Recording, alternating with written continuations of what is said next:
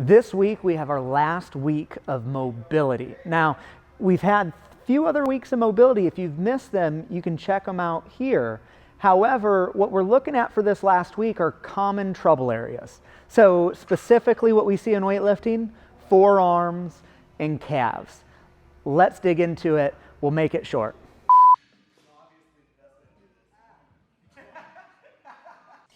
All right, guys, let's dig into some of the troublesome areas that weightlifters get into. And first, we have the forearm. We get a lot of forearm complaints when we have higher volume in training. And one thing about the forearm is it's difficult to get enough pressure onto it to really get in there and do some work. So what we have here is a rumble roller because of the nubs. The nubs are vital, and rumble rollers are expensive, and once you really get one and use one well, you'll understand why. So what AJ's doing is he's lying his arm down and then using his body to put enough pressure on it to dig into that forearm to get some work. So if we watch this from the side, forearm on the roller, boom. We're adding pressure with our body down. So in this position, we can go up and down a little bit on the arm, a couple inches at a time, looking for those knots. We can also go left and right, working on those knots. If you need more pressure, stick your legs back, which now we have more body weight onto that forearm to continue up and down or left and right motions. All right, guys, let's continue with these troublesome forearms. What we have here is a beastie ball. And a beastie ball is a rumble roller product. No, we're not sponsored by them. I wish. Rumble roller, if you're listening, we'd love to work with you. But what we're going to do is we're going to take a beastie ball because of those little nubs that you see on it for it to be able to get down and penetrate the muscle a bit more. And we're going to use some compression strap or some voodoo floss, whatever you may call it.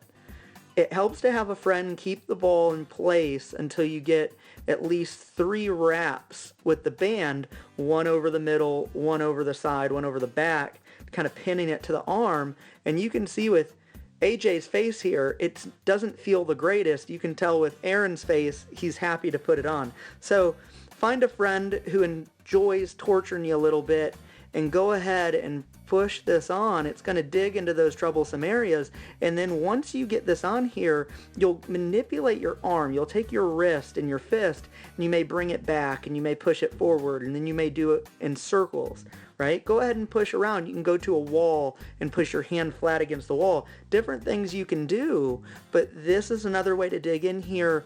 Be careful with pressure here. If you take it off and it feels, say, worse, you did use too much pressure. So back the pressure down a little bit. Use this more as a last result, and I wouldn't do it immediately after, say, a really tough workout where you're like, oh, wow, I think I blasted them, because you're really going to tear some stuff up in there a little bit more. Keep this for, hey, it's been 2 or 3 days. Let me get something to give it additional push down in there, more than the foam roll that we showed earlier. All right, guys, another troublesome area, the calves and the feet. So what we're going to get to, again, we have another rumble roller because of those nubs. We're going to lie the calf starting more towards the foot, the ankle, down towards the point. We're going to place the calf on top of the roller, and if we need some more pressure, if we can't really feel anything going left or right here, we're going to take the other leg and we're going to lie it right over it. And we're just moving left to right,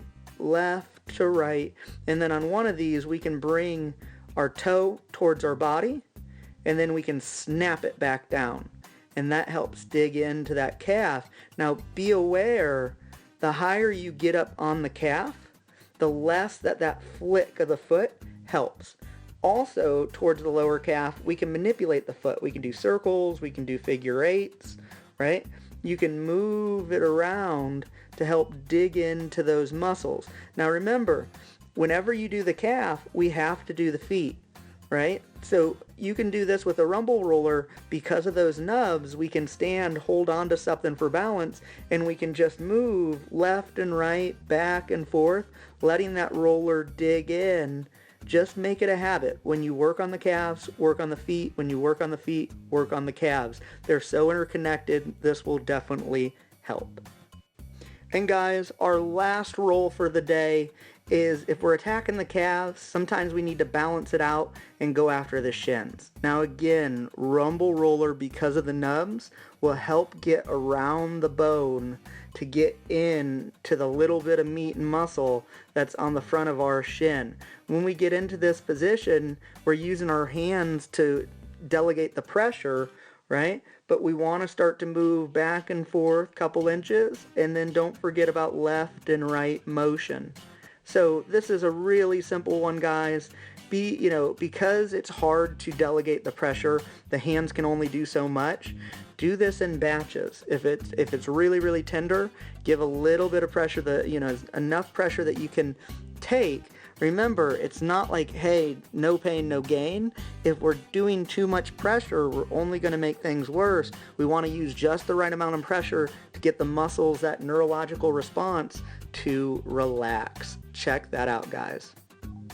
If you found this video helpful, don't forget about our free programming. You can sign up with a link right below here. We go through and explain why we program what we program and show you many different tools to fix issues.